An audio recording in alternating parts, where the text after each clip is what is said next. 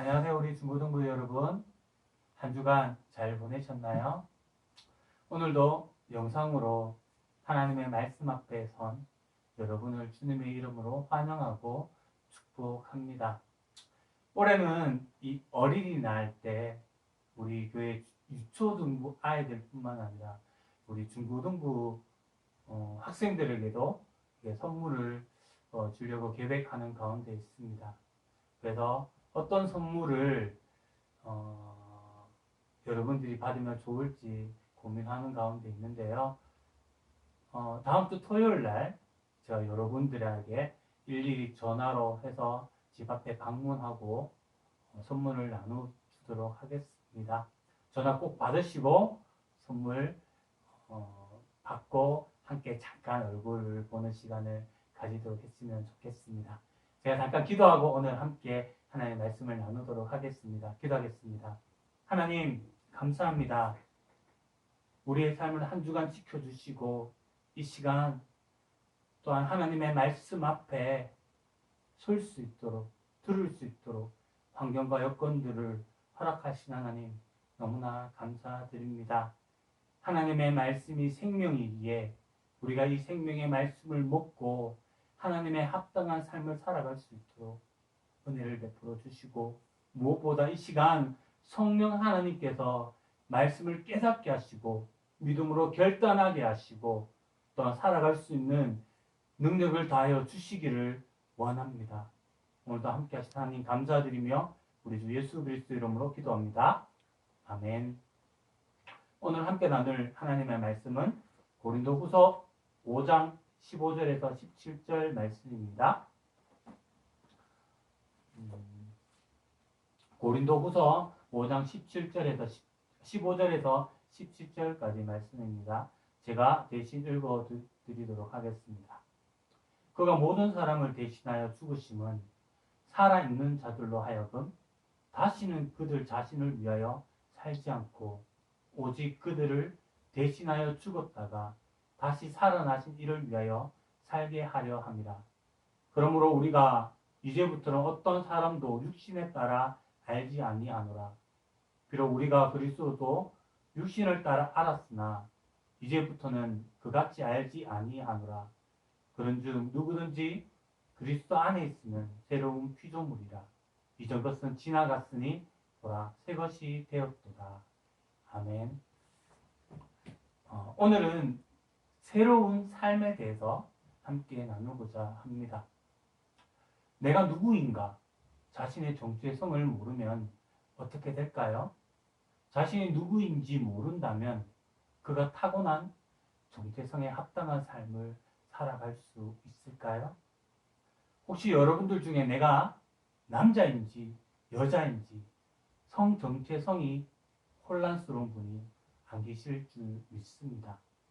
왜냐하면 남자와 여자에게는 각각 분명한 신체적 특징이 있기 때문에 우리는 그 신체적 특징으로 인하여 전혀 혼란스럽지 않습니다. 남자들은 사춘기를 지나면 목소리가 굵어지고 수염이 나는 등 남성스러운 특징이 나타나게 되고 여자들도 여성스러운 특징이 나타나게 됩니다. 각각 분비되는 호르몬에 의해서 남성은 더욱더 남성답게 여성은 여성스럽게 성숙해 나아가는 것입니다. 내가 아무리 남자라고 남자로 살겠다고 결심해서 내가 남자로 살아가는 것이 아니라 남자면 자연스럽게 성장하고 그 성에 맞게끔 살아가게 되어 있습니다. 지난 시간에 말씀드렸듯이 우리는 그리스도 안에 있다면 우리는 새로운 피조물입니다. 왜냐하면 하나님이 우리를 예수 그리스도 안에서 새롭게 창조하셨기 때문입니다. 남자로 태어나면 남자로 살아가듯이 그리스도 안에서 새롭게 태어난 우리는 그에 걸맞는 합당한 삶을 살아가는 것은 당연한 일입니다. 그렇다면 예수 안에서 새롭게 창조된 하나님의 자녀로서의 마땅한 삶은 무엇일까요? 17절에 누구든지 그리스도 안에 있으면 피조물이 되었다라고 이야기하면서 덧붙여 이렇게 선포합니다. 이전 것은 지나갔다. 예수님을 믿는 사람에게 발견되는 특징은 삶의 방식입니다. 예수님 믿기 이전의 삶의 방식으로 이제는 더 이상 예수 믿는 사람들은 살아갈 수가 없습니다. 왜냐하면 이미 우리의 존재가 변화되었고 우리의 존재가 이전의 우리의 존재가 아니기 때문입니다. 우리는 간혹 버스를 타고 가면 똑같은 사람인데 다른 모습으로 이 사진을 두 개를 딱 걸어놓고 밑에 비포 애프터라 이렇게 적혀있는 글을 봅니다. 우리 또한 똑같은 나이지만 예수님 믿기 전의 삶과 예수님 믿은 후의 삶은 방식은 다릅니다.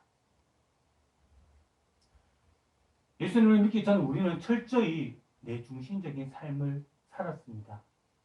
하나님을 인정하지 않았고 늘 하나님을 거역하며 내 마음대로 죄짓고 탐욕과 재앙에 찌든 내 모습으로 살았습니다. 죄에 관련된 우리는요, 죄를 짓고 날마다 살아가고 그 죄의 다스림 안에서 벗어날 수 없는 삶을 살았습니다. 이런 나라는 존재는 하나님 앞에 가까이 나아갈 수 없는 죄인 중에 죄인, 괴수로 심판받아 마땅한 나였습니다.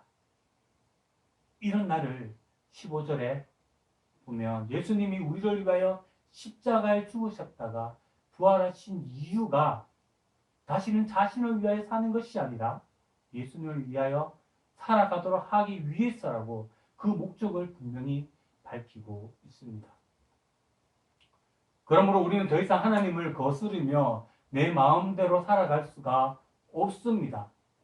왜냐하면 예수님의 보혈로 우리를 씻으셨고 부활의 생명을 우리에게 주셨기 때문입니다. 무엇보다 성령님은 우리 마음 가운데 보내주셔서 이제는 우리는 새로운 삶으로 살아갈 수 있도록 성령 하나님께서 우리를 도와주십니다. 이전에 우리의 삶은 죄의 다스림 안에 살아갔다라면 이제는 예수 믿고 난 다음에 우리의 삶은 죄가 우리를 주장하는 것이 아니라 성령님이 우리를 주장하시고 우리를 인도하시는 사람으로 살아가게 되어 있습니다. 그래서 우리는 하나님의 말씀을 들을 때에 선과 악이 무엇인지 깨달아 알 수 있고 그리고 올바른 삶에 대해서 알고 그 삶을 살기를 열망합니다. 왜냐하면 예수님께서 주신 생명이 내 안에 있기에 생명의 말씀을 들었을 때에 반응하기 때문입니다.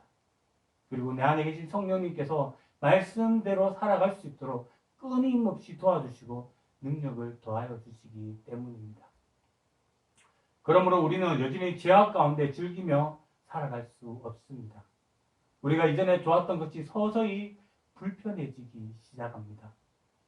예전에 욕을 내 입에 달고 다녔던 내가 이제 욕을 할 때마다 불편함을 느낍니다. 거짓말을 했을 때에 전혀 내 마음의 감동이 꺼리낌이 없었는데 이제 거짓말을 하고 나면 내 마음이 불편하기 시작합니다. 내 언어가 조금씩 생활의 언어가 변화되는 바뀌지는 내 모습을 발견할 수 있습니다.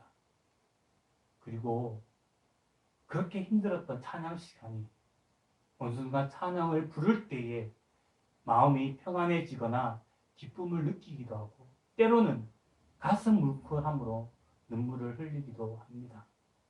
가요만 듣고 부르던 내가 나도 모르게 찬양이 입에서 흘러나오는 경험을 하기도 하고 어떨 때는 이 한 곡이 너무 좋아서 한동안 계속 부르기도 합니다.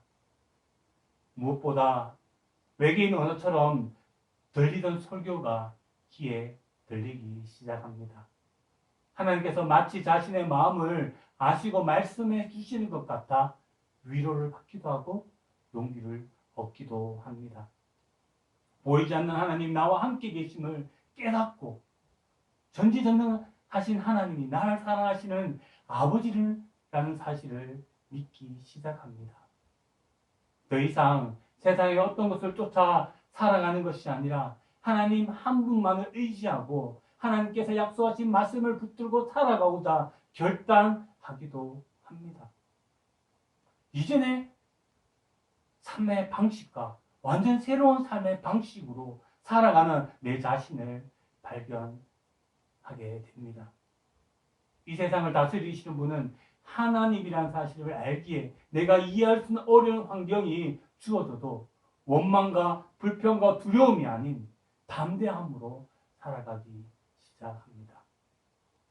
여러분들 어떻습니까? 이런 모습이 삶 속에 있습니까? 만약에 없다면 나는 왜 없는지 고민해야 합니다. 그리고 다시 내가 믿는 믿음이 어떠한 믿음인지 점검해 보아야 합니다. 내가 하나님을 알고 예수님이 나를 위하여 무엇을 하셨는지 지식적으로 머리로만 안다고 해서 우리의 삶이 변화되는 것은 아닙니다. 사탄도 하나님이 어떤 분이신지 우리보다 너무나 잘 알고 있습니다. 사탄은 알지만 하나님을 믿지 않습니다. 내가 하나님을 알고 믿을 때 우리의 삶이 변하는 것입니다. 그렇다고 믿음은 그냥 가만 있다고 저절로 생기는 것이 아닙니다. 하나님의 말씀을 들을 때 생깁니다. 하나님의 말씀을 들을 때에 우리 안에 계신 성령님께서 깨닫게 하시고 믿음으로 살아갈 수 있는 셈을 주십니다. 성령 하나님께서는 우리를 계속적으로 말씀을 읽을 수 있도록 그 말씀의 환경에 우리를 노출시키고 또 말씀을 읽고 들을 때에 그 하나님의 그 말씀의 그 진리를 깨달아 알게 하시고 그 바른 삶으로 살아갈 수 있도록 성령 하나님께서 날마다 역사하시는 것입니다. 우리가 피조물이 되었다고 해서 죄도 짓지 않고 실수도 하지 않는 완벽한 사람이 되었다는 말은 아닙니다. 마치 아기가 태어나서 날마다 자라나듯 시간이 지날수록 성장해 가는 것을 의미합니다. 사람이 태어나고 기고 걷고 뛰듯이 우리의 신앙생활도 똑같습니다.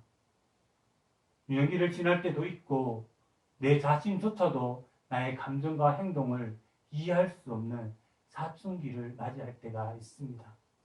이 시기를 잘 넘어설 때에 비로소 남자는 남자답게 여자는 여자답게 성숙해 가는 것입니다. 이와 마찬가지로 우리의 신앙의 여정도 동일합니다. 하나님의 자녀들은 그리스도의 장성한 분량에 이르기까지 자라가는 사람들입니다. 기어다니기도 하고 걷기도 하고 하나님의 자녀의 삶이 무엇인지 배우기도 합니다. 사춘기가 되면 내가 믿고 있는 것이 맞는가 의심스럽기도 하고 혼란스럽기도 합니다.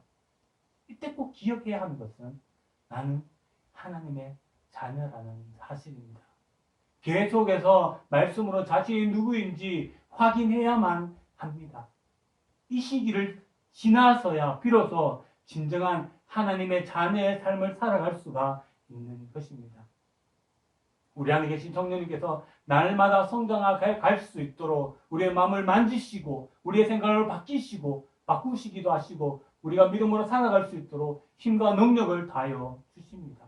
그러므로 예수님 믿는 사람은 반드시 삶의 변화가 나타납니다. 우리는 간혹 이 나무가 어떤 나무인지 구분이 안 될 때가 있습니다. 우리는 이때 나무의 열매를 보고 이 나무가 어떤 나무인지 압니다. 열매는 이 나무가 어떤 나무인지 증명해 주는 역할을 합니다. 우리 또한 내가 누구인지 어떻게 알 수 있습니까?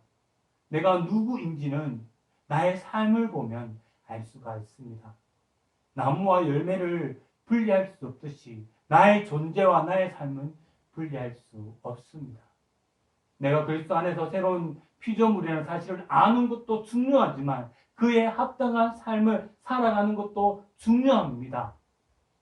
삶을 통하여서 나의 존재를 더욱더 확신하며 살아갈 수 있기 때문입니다. 여러분들 꼭 기억하시기를 바랍니다. 내가 예수를 믿었다라면 여러분들은 새로운 피조물이 되었습니다. 새로운 피조물이 되었다면 여러분들은 반드시 성령 하나님께서 새로운 삶을 살아갈 수 있도록 날마다 우리를 이끌어 주시고 믿음을 주시고 그런 삶을 살아갈 수 있도록 힘을 다하여 주신다는 사실을 믿으시기 바랍니다. 그래서 성령의 인도하심에 따라 날마다 말씀으로 살아가는 저와 여러분이 되기를 소망합니다. 기도하겠습니다. 하나님, 감사합니다. 우리로 하나님을 알게 하시고 예수 그리스도를 믿어 새로운 피조물로 하나님의 자녀로 세워주심을 너무나 감사드립니다. 때로는 우리가 이 땅 가운데 살아갈 때에 우리의 정체성이 정말 내가 하나님의 자녀인지 아닌지 혼란스러울 때가 있습니다. 그때마다 성령 하나님께서 우리를 이끌어 주시고 인도하신 그 하나님의 그 증거들을 발견하게 하시고 또한 내 삶이 하나님의 말씀으로 통하여서 하나님의 자녀로서 합당한 삶을 살아갈 때에 확실한 증거가 되게 하시고 확실한 믿음 안에서 담대함으로 살아갈 수 있는 우리 중고등부가 될 수 있도록 은혜를 베풀어 주시옵소서. 하나님, 속히 함께 예배 드리는 시간이 오기를 소망합니다. 그때까지 경건한 마음으로 성령의 인도하심에 따라 하나님 말씀을 듣고 또한 살아날 수 있도록 하나님 은혜를 베풀어 주시옵소서. 감사드리며 우리 주 예수 그리스도 이름으로 기도합니다. 아멘. 다음 시간에 또 만나도록 하겠습니다.